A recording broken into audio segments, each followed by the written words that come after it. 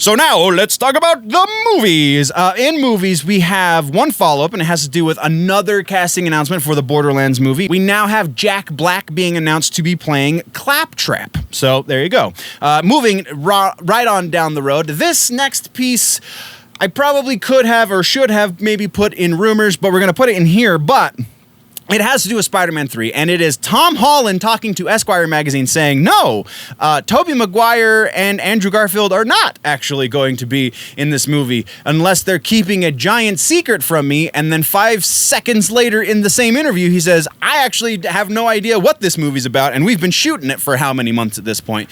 So really, him saying Tobey Maguire and Andrew Garfield aren't going to be is kind of one of these, just a big wink, right? I don't know. You see, I don't know what's going on. Yeah, we don't believe you, Tom. There is plenty of reason to believe elsewise.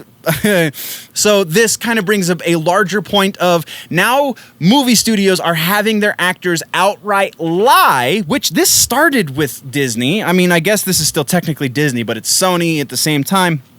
This started with Disney giving us incorrect information in trailers, again, outright having their actors lie in interviews, doing the pre-release press runs. Very strange situation. Don't know how I feel about it, but we're moving on. Next, we have a real quick announcement also from Disney that Blue Sky Studios, which was once owned by Fox Searchlight, I believe, was owned by Fox. It is their animation studio that gave us the Ice Age series, amongst other things, is going to be shuttered come April, which kind of sucks.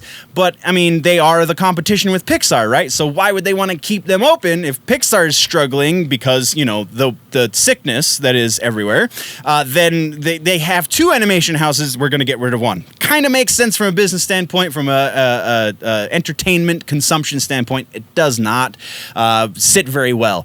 Continuing right along with our last piece of movie news, we have Jackass 4 is nearing the end of their production, and in so doing, they have fired Bam Margera, which is a very strange thing considering it's Jackass, and it's like Bam and Knoxville are the ones that do the Jackass.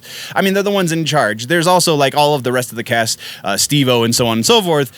And Ryan Dunn, sadly, not going to be part of this one. May he rest in peace. But so because Bam has been fired, and because Bam is Bam, he is now calling for a boycott of the movie. No word as to whether or not they're going to keep all of his footage in the movie. I would definitely imagine they have shot plenty of scenes that they can shoot around that will...